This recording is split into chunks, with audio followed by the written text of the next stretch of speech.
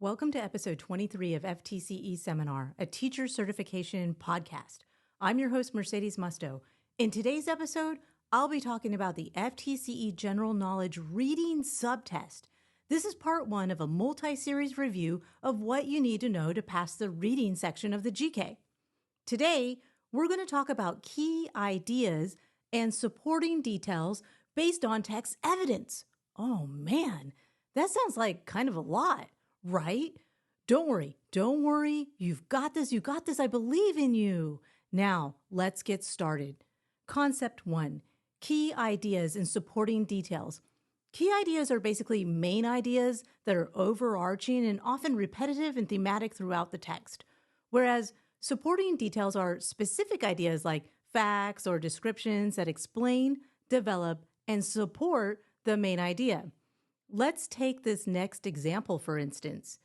Be thinking to yourself, what is the main idea of this story? Now listen as I read the following story synopsis. In Disney's animated feature, The Lion King, a young lion named Simba will one day inherit the kingdom of his regal lion father, Mufasa. Little do they know that Simba's bad guy uncle Scar is plotting to usurp Mufasa's throne by luring them into a trap. Oh no! Simba escapes by the skin of his teeth, but loses his noble father, Mufasa, in an untimely death. Simba feels like this is all his fault and flees. As a result of his nefarious plan, bad guy Uncle Scar takes over the kingdom, but one day, adult Simba returns, takes back his homeland from bad guy Uncle Scar, and then Simba restores hope to the kingdom with a little help from his friends Timon and Pumbaa. Wow, that's kind of a lot. There's a lot going on in that story. So what's the main idea of this story? Okay, this is a multiple choice. Is it A, after living in the jungle and singing really cool songs, Timon and Pumbaa help Simba get back home?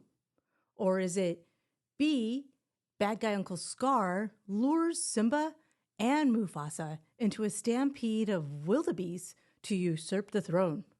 Or C, after his father, Mufasa's death, a young lion named Simba overcomes great adversity and returns to inherit the kingdom. According to thoughtco.com, the main idea of the passage is the point, often located in a topic sentence or even found directly in the thesis statement. It's the overarching idea that is then supported by details. Thoughtco.com puts it this way, quote, think of the main idea as a brief but all-encompassing summary. So, for the Lion King story, did you choose C for the main idea? Because C is right. After his father Mufasa's death, a young lion named Simba overcomes great adversity and returns to inherit the kingdom. Yes, that's correct. Did that even sound like an all-encompassing summary of The Lion King? Mm-hmm. Good. Questions, anyone? Yes, you had your hand raised. Now that you know what the main idea is, where do you find the main idea? Oh, well, I'm glad you asked. Still referencing thoughtco.com, the main idea can literally and typically be found in the first and last paragraphs of a passage. More informational text will be set up this way. The writer will state the main idea in the introductory paragraph and then restate it using different words in the conclusion. Wait a minute, you said the main idea was typically found in the first or last paragraphs. Does that mean it might be found somewhere else? Yes, thoughtco.com has some really clever advice. They said that there are 3 main idea mistakes.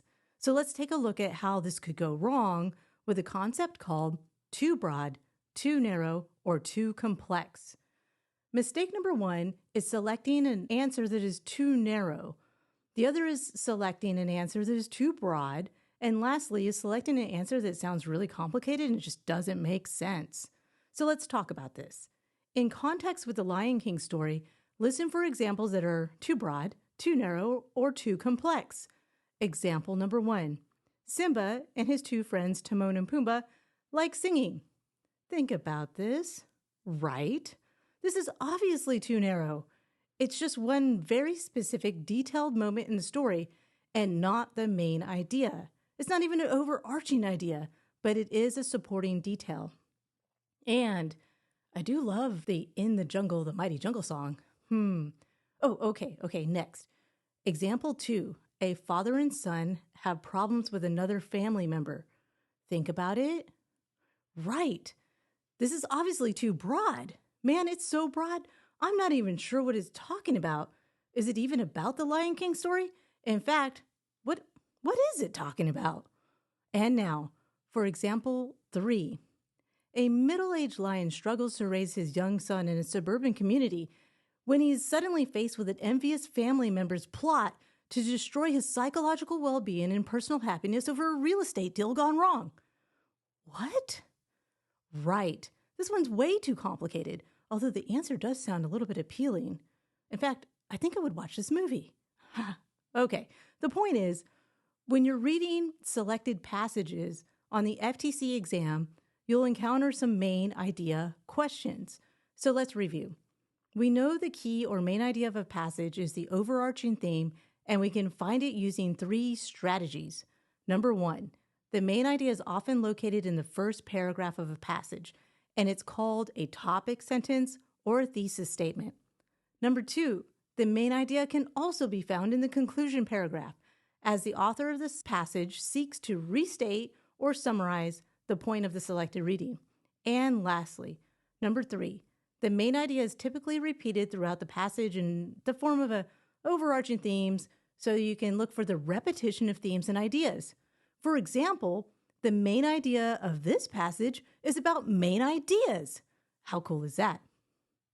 For more practice with reading strategies, visit ftceseminar.com to study for the test. The important thing is to start studying today so you can pass the teacher certification exam. Well, what are you waiting for? Check us out on YouTube at FTCE Seminar and start studying today. This podcast was recorded at the Pickens Multimedia Studio at the University of West Florida.